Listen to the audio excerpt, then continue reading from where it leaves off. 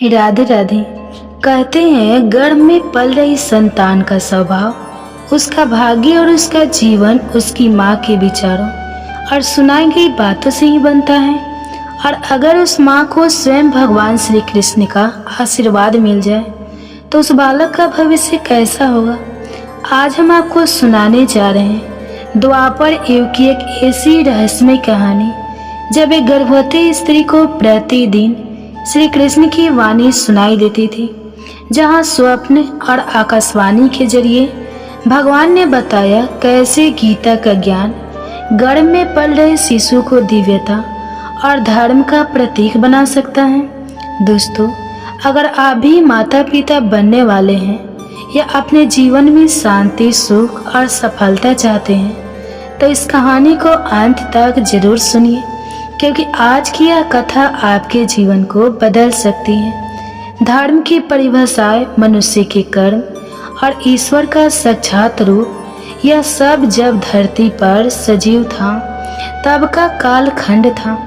द्वापर युग यह वही युग था जब देवताओं ने स्वर्ग से धरती पर अवतार लिया था, जब धर्म और अधर्म में द्वंद्व छिड़ा हुआ था, जब पाप अपने चरम पर था और पुण्य, तपस्या तथा भक्ति के मार्ग पर चलने वालों की संख्या धीरे धीरे घट रही थी। धारा कांप उठती थी जब अधर्म का कोई शक्तिशाली राक्षस अपने दुर्व्यवहार से प्रजा को पीड़ित करता। देवताओं की सभा में जब जब त्राहिमाम पुकार गूंजती, तब तब स्वयं भगवान विष्णु अवतार धारण कर अधर्म का नाश करने और धर्म की पुनः स्थापना करने धरती पर अवतरित होते। द्वापर युग भी एक ऐसा ही समय था जहाँ एक और कंस जैसे अत्याचारी राजा थे, वही दूसरी ओर नंद बाबा, वासुदेव, भीष्म पितामह, युधिष्ठिर जैसे धर्मात्मा पुरुष भी। इस युग का सबसे महान और दिव्य अवतार था भगवान श्री कृष्ण।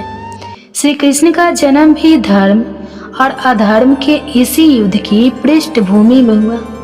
कंस ने अत्याचार की सारी सीमाएं लांघ दी थी, प्रजा त्रस्त थी।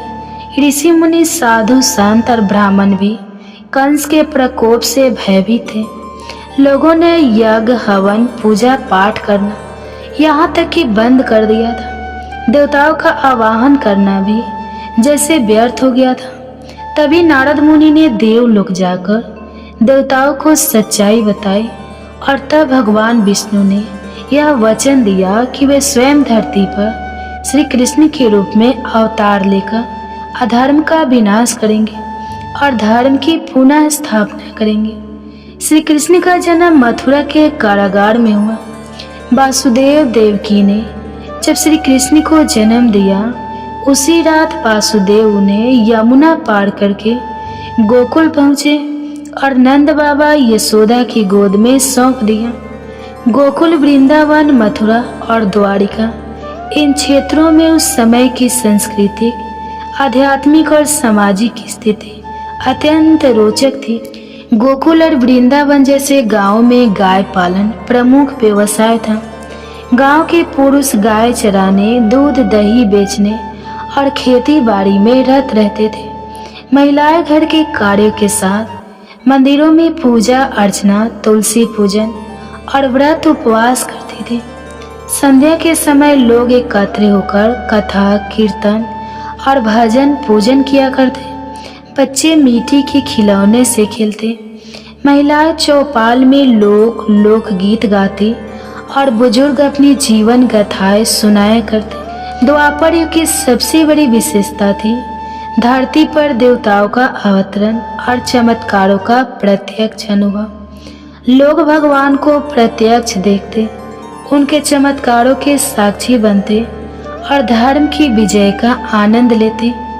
इसी युग में महाभारत का महासंग्राम हुआ, धर्म और अधर्म की निर्णायक लड़ाई, जहां एक और पांडव थे जिन्होंने जीवन भर धर्म का पालन किया और दूसरी ओर कौरव जो स्वार्थ, ईर्ष्या और अधर्म की राह पर चल पड़े। महाभारत के युद्ध से पूर्व कुरुक्षेत्र की धरती पर श्री कृष्ण और अर्जुन के बीच हुआ स्वाद भागवत गीता के रूप में आज भी अमर है। यह संवाद न केवल युद्ध भूमि में अर्जुन को मोह से मुक्त करने का था, बल्कि संपूर्ण मानव जाति को कर्म, धर्म, भक्ति और मोक्ष का मार्ग दिखाने वाला था। द्वापर युग में महिलाओं की स्थिति भी अत्यंत आदरणीय थी। माता वनु को देवी का रूप माना जाता था। गर्भवती स्त्री को तो विशेष रूप से पूज्य और आदर सम्मान दिया जाता। मान्यता था कि गर्भ में पल रहे शिशु पर माता के विचार, उसके कर्म और सुनी हुई बातें गहरा प्रभाव डालती हैं। इसी कारण गर्भवती स्त्रियों के लिए विशेष व्यवस्थाएं होती। उनके भोजन से लेकर वस्त्र, उनकी दिनचर्या से लेकर उनके मनोरंजन तक सब पवित्र और शुभ होता। गर्भवती स्त्रियों को अच्छे विचार, धार्मिक कथा, पुराण, वेद, उपनिषद और श्री कृष्ण लीला सुनाने का विशेष प्रावधान था। संतों का यह भी मत था कि जो स्त्री गर्भावस्था में भागवत गीता का श्रवण करती है, उसका बच्चा बुद्धिमान, तेजस्वी और धर्म परायण बनता है। उस समय की एक और विशेषता थी धार्मिक मेलों और कथा प्रवचनों का आयोजन। गांव-गांव में रामायण, महाभारत, श्री कृष्ण जन्मोत्सव, रासलीला, भागवत कथा का आयोजन होता। संत महात्मा कथा वाचन करते। हजारों की संख्या में लोग दूर दूर से सुनते आते। द्वापर युग का मौसम भी दिव्य माना जाता था। बसंत पंचमी, शरद पूर्णिमा, होली, दीपावली, कृष्ण जन्माष्टमी, हर पर्व को बड़े हर्षोल्लास से मनाया जाता। मनुष्य और प्रकृति में सीधा संवाद था। गाय भी सुख दुख समझती थी। वृक्षों से देवताओं का वास होता। नदियां भी साक्षात देवी थी।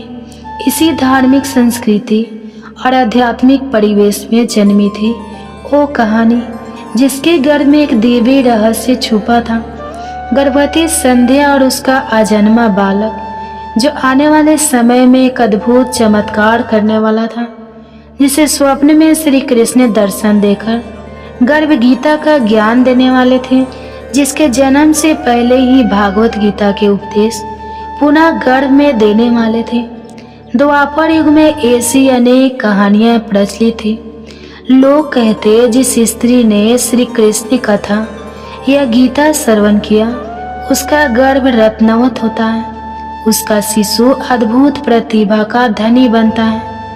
आज भी कहा जाता है गर्भ का धर्म पालन करने वाली माता न केवल अपने लिए पुण्य अर्जित करती है, बल्कि उसका गर्भस्थ शिशु भी पुण्य आत्मा बनता है।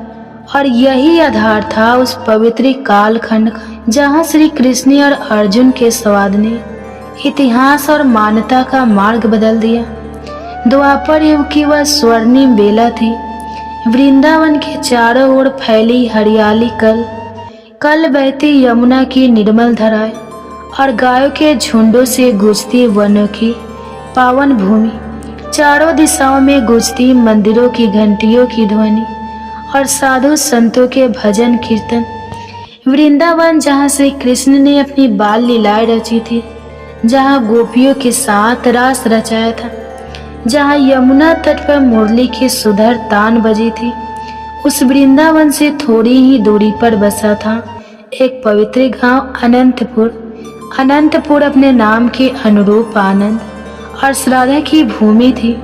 गांव का प्रत्येक कोना धार्मिक ऊर्जा और प्राकृतिक सौंदर्य से परिपूर्ण था।